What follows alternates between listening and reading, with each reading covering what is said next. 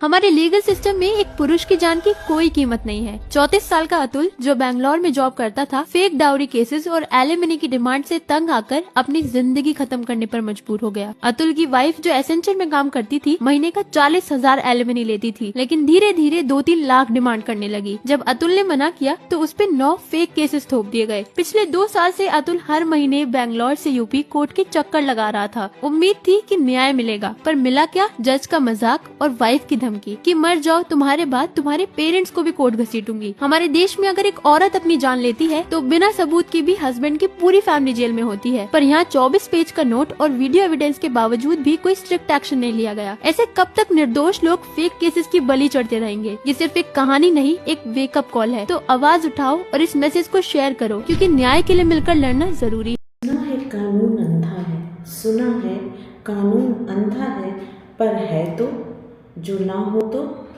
तो उस हालात में क्या होगा। अजीब दौर है कि सभी न्यायाधीश बन बैठे। अब वकीलों को कौन पूछा कि वकालत में क्या होगा। हर मुद्दे पर अंजाम सरेराह नहीं हो सकता है जो होने लगे गर्व। हर मुद्दे पर अंजाम सरेराह नहीं हो सकता है जो होने लगे गर्व। तो क्या कचहरी, क्या दलील, दफा क्या, अजी छोड़ो कि अब अदालत में क्या होगा। नमस्कार, राम राम। आप सब बहुत अच्छे होंगे, हमेशा की तरह इसका मुझे पूरा भरोसा है। और अतुल सुभाष एक दिल को झकझोर देने वाला वाकया,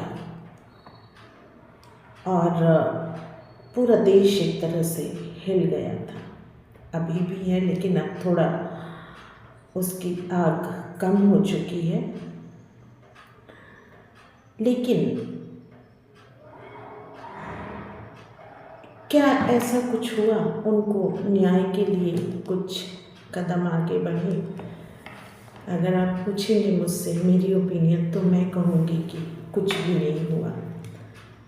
उन्होंने जिन लोगों का नाम लिखा था, 5 लोगों का नाम लिया था, उसमें से जो फैमिली कोर्ट की जज हैं जौनपुर की, उनका कहीं जिक्र नहीं है।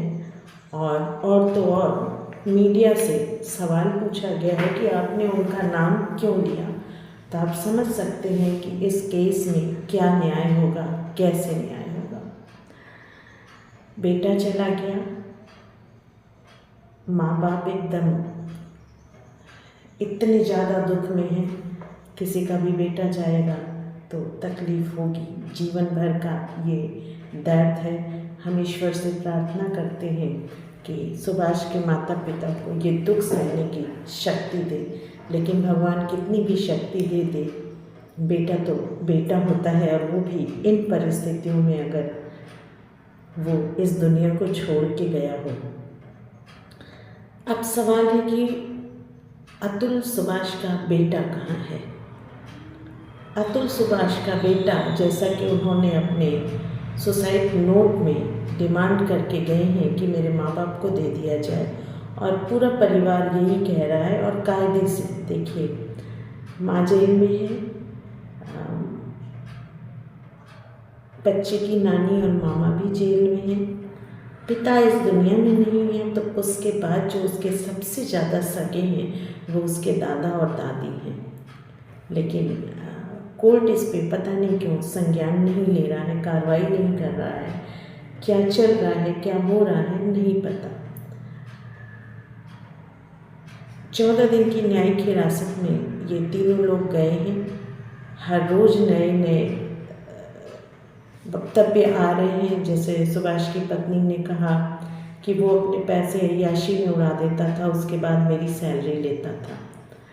उसके कई लड़कियों से संबंध है। ये आम बात है, जब आपस में तकरार होती है तो यही मुद्दा उठता है। मैं इस पे नहीं जाऊंगी, लेकिन मेरा ये कहना है कि अगर आपको इतनी प्रॉब्लम थी, अगर वो इतना अय्याश था, आप छोड़ के चले जाते। आप भी अच्छा खासा कमाती थी, आपको उसे परेशान करने की क्या ज़रूरत थी। अगर वो गलत होता तो आगे भी वो गलत ही साबित होता। ये तो हो गई इमोशन की बात। अब मैं कानून पढ़ रही थी, हर जगह से यही आवाज़ उठ रही है कि मर्दों के लिए कानून होने चाहिए, मर्दों के लिए कानून होने चाहिए। मैं कहती हूँ जो औरतों के लिए कानून है क्या वो ठीक से पालन किए जा रहे हैं? अगर ठीक से पालन किए जा रहे होते तो आज निकिता सिंघानिया की तरह केस नहीं होता। और अतुल सुभाष के बाद 2-3 सुसाइड केस और आए हैं। एक होनहार और इंटेलिजेंट अतुल सुभाष थे जो उन्होंने सारे एविडेंस सिलसिलेवार तरीके से उतने लंबे वीडियो और 24 पेज के सुसाइड नोट में किया। जनता जागी, जनता ने कैंडल मार्च किया जैसा अक्सर होता है। लेकिन मुझे और इसका शक उन्हें भी था, शायद इसीलिए उन्होंने इतनी कड़ी बात कही कि अगर मुझे न्याय नहीं मिलता है तो मुझे कोर्ट के सामने गटर में मेरी हड्डियां बहा दी जाएं।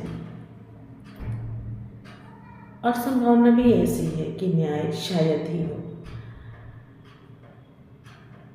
कहते थे जो कानून अंधा है वो अभी तक अंधा था और वो सबूतों पे चलता था। अब कानून की आंखों की पट्टियां खोल दी गई हैं, यानी कानून देखते हुए भी अंधा बना रहेगा पावर और पैसे के आगे। सोचने वाली बात ये है कि फिर किया क्या जाए। अतुल सुभाष के बाद अचानक से शादी और पत्नी से लोगों का भरोसा उठ गया। हालांकि ऐसा नहीं है। अगर अतुल सुभाष के मामले में देखें तो अतुल सुभाष की माँ एक अच्छी पत्नी है। तो अक्सर क्या होता है, मैं आपको अक्सर उदाहरण देती हूँ कि सड़े हुए भोजन की बदबू बहुत दूर तक और बहुत जल्दी फैलती है। तो अगर एक ने ऐसा किया तो उसको पर्याय मान लिया गया। उसी के बाद शायद लोगों को एक सबक देने के लिए नेपाल की सृजना का केस आया। फिर लोग कहना शुरू करें पत्नी हो तो ऐसी हो, प्यार करने वाली हो। भाई जेंडर पे ना जाइए, क्राइम कोई भी कहीं भी कर सकता है। तो ठीक है, सृजना बहुत अच्छी है, उसने अपने पत्नी धर्म का पालन किया, उसने अपने प्रेम का पालन किया। लेकिन आप जानते हैं आलोचना से वो भी नहीं बच पाएगी। अभी लोग उसकी इतनी तारीफ़ें कर रहे हैं। हो सकता है अगर वो किसी के साथ अपनी जीवन फिर से शुरू करना चाहे। आज मैं उसकी पोस्ट पे देख रही थी, उसने ऑडियंस से पूछा था कि क्या मुझे फिर से मूव ऑन कर लेना चाहिए। मैं सही कहती हूँ, इस एक लाइन से बहुत से लोगों की मेंटलिटी चेंज हो जाएगी। सोचने वाली बात है। प्यार, समर्पण जो है वो शादी का मूलभूत तत्व था जो हमारे यहाँ सदियों से चला आ रहा है और अब वही गायब हो गया है। पत्नी का पति के प्रति समर्पण, पति का पत्नी के प्रति समर्पण, यही सच्चे विवाह की निशानी है। और शायद दो अजनबी जब एक दूसरे से मिलते हैं जीवन भर का सफ़र तय करने के लिए, तो उसके मूल में एक भरोसा, एक समर्पण और एक आपस में समझदारी का रिश्ता होता है, जो आजकल मिसिंग है। लोगों में पेशेंस नहीं है, हर कोई अपने हिसाब से चलना और चलाना चाहता है। रिश्तों में आपको बहुत बार झुकना पड़ता है, रिश्तों में बहुत बार आपको सोचना पड़ता है, कभी समाज के लिए, कभी परिवार के लिए, कभी बच्चे के लिए। और ज़रूरी नहीं है, वो कोई भी सोच समझ सकता है। पत्नी भी समझ सकती है, पति भी समझ सकता है रिश्तों को बचाने के लिए। तो ये सारी चीज़ें हैं। अब आइए कानून पे आते हैं। ये दहेज उन्मूलन कानून आज से नहीं है, बहुत पहले से है। लेकिन ये भी सत्य है कि इस दहेज उन्मूलन कानून का बहुत गलत प्रयोग हो रहा है। अभी 3 कानून जो हैं उन्हें बदला गया है। और इसमें एक सवाल ये है कि स्वतंत्रता के बाद से ये क्यों बदला गया। तो समय के साथ साथ कुछ कमियों को देखते हुए जब एक ट्रेंड चेंज होता है, समाज चेंज होता है, लोगों की मानसिकता चेंज होती है, तो ज़रूर बदल देना चाहिए। बदलने का मतलब संशोधन है, ये नहीं कि आप उसको हटा के कोई दूसरा ला दीजिए। तो थोड़ा बहुत उसमें संशोधन हुआ है उनकी कमियों को ध्यान में रखते हुए, और इसको नाम दिया गया है भारतीय न्याय संहिता 2023। 164 वर्ष पुरानी भारतीय दंड संहिता यानी IPS 1860 की जगह ली है। IPC में 511 धाराओं के स्थान पर BNS में 358 धाराएं हैं। BNS में IPC की कुछ धाराओं में बदलाव किया गया है, कुछ नई धाराएं जोड़ी गई हैं और कुछ धाराओं को निरस्त किया गया है। इसके तहत लगभग 21 नए अपराध भी प्रस्तुत किए गए हैं। इस संहिता के कुछ उल्लेखनीय बिंदु मैं आपसे डिस्कस करूंगी कि कपटपूर्ण तरीकों के माध्यम से संभोग को दंडित करना। इसके अनुसार यदि कोई भी धोखे से या किसी महिला से विवाह का वादा करके बिना उसे पूरा करने के इरादे से उसके साथ यौन संबंध बनाता है तो उसे 10 वर्ष तक की कैद की सजा होगी और जुर्माना भी देना होगा। कपटपूर्ण तरीकों में नौकरी या पदोन्नति का झूठा वादा, प्रलोभन या पहचान छिपाकर विवाह करना आदि भी शामिल है। हालांकि आलोचकों का कहना है कि इससे कुछ मामलों में सहमति से बने संबंधों को अपराध माना जा सकता है। लव जिहाद की अवधारणा को बढ़ावा मिल सकता है। अब एक आज जनता की सहूलियत के लिए FIR होता है, ऑनलाइन आप कभी भी FIR दर्ज कर सकते हैं। और सबसे बड़ी उसका बेनिफिट है कि आपने अगर ऑनलाइन FIR दर्ज किया है तो जिसको कहते हैं फर्स्ट इंफॉर्मेशन रिपोर्ट, उस पर कार्रवाई जरूर होती है, क्योंकि उसको उन्हें उसका डिटेल देना होता है। तो कुछ ऐसे अपराध होते हैं जिन पे FIR थाने में नहीं लिखते, तो ऑनलाइन अगर आपने किया है तो आपके पास प्रूफ है कि हमने किया है, तो उनसे जवाब तलब हो सकती है और उस पर तुरंत काम होता है। दूसरी चीज़ है कि थाने में आने जाने का जो होता है, हम थाने कचहरी जल्दी जाना नहीं चाहते, समाज में अच्छा नहीं माना जाता, तो ऑनलाइन की वजह से आप उस पर भी बच सकते हैं। इसके बाद कुछ और है, नाबालिग पत्नी के साथ यौन संबंध को बलात्कार के दायरे में लाया जाना। मैं एक सवाल इस कानून पे ये पूछती हूँ कि अगर बाल विवाह स्वीकार नहीं है तो फिर नाबालिग पत्नी आई कहाँ से? जाहिर सी बात है कि कोर्ट को भी पता है कि अभी बाल विवाह हो रहे हैं और वो उनको पूरी तरह रोक नहीं पाए हैं।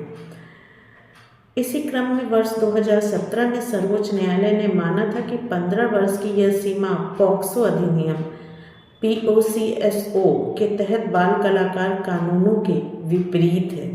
वस्तुतः नया कानून 15 से 18 वर्ष की विवाहित बालिकाओं के लिए ग्रे एरिया को संबोधित करता है।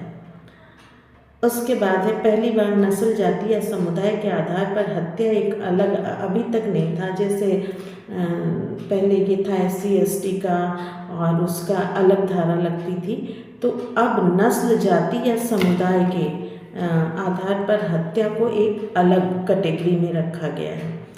सर्वोच्च न्यायालय ने वर्ष 2018 में केंद्र सरकार को लिंचिंग के लिए एक अलग कानून पर विचार करने का निर्देश दिया था। मॉब लिंचिंग आप लोग जानते ही हैं।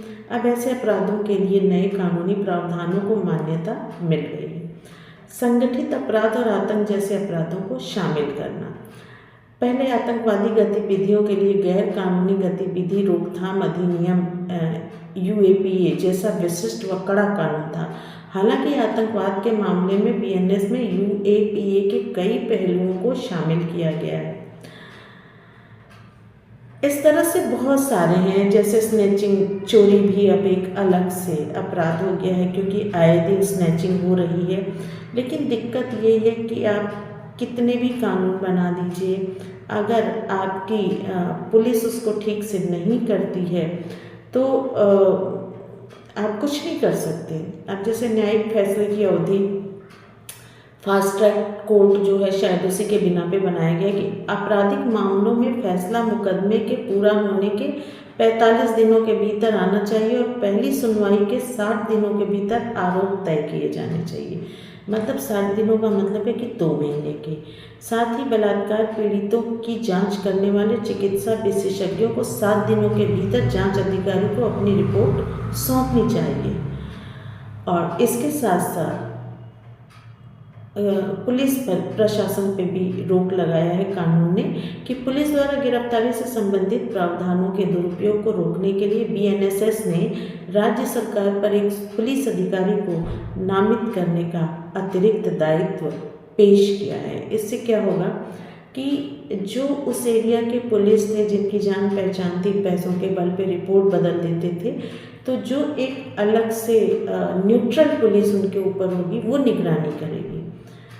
यह अधिकारी सभी गिरफ्तारियों और गिरफ्तार करने वालों के बारे में जानकारी रखने के लिए जिम्मेदार होगा।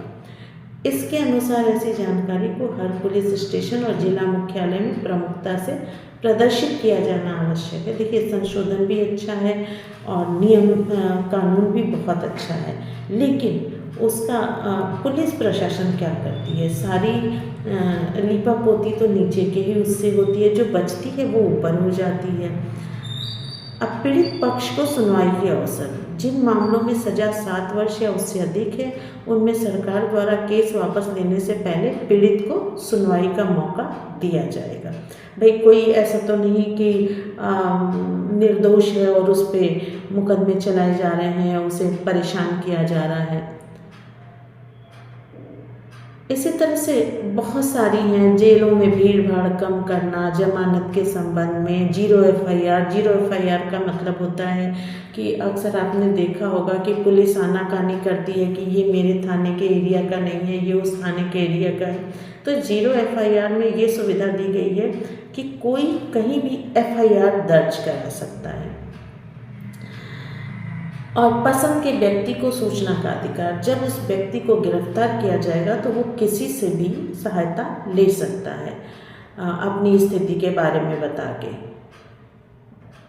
इस तरह की बहुत सारी है, ये बहुत लंबा है। मैं अगर इस पूरे को अगर मैं पूरा पढ़ूंगी तो बहुत टाइम लग जाएगा। इसमें एक खास है कि जस्टिस वर्मा पैनल ने महिलाओं के खिलाफ यौन उत्पीड़न के मामलों की त्वरित सुनवाई और सजा सुनिश्चित करने की सिफारिश की। इससे वर्ष 2013 में अपनी रिपोर्ट दी।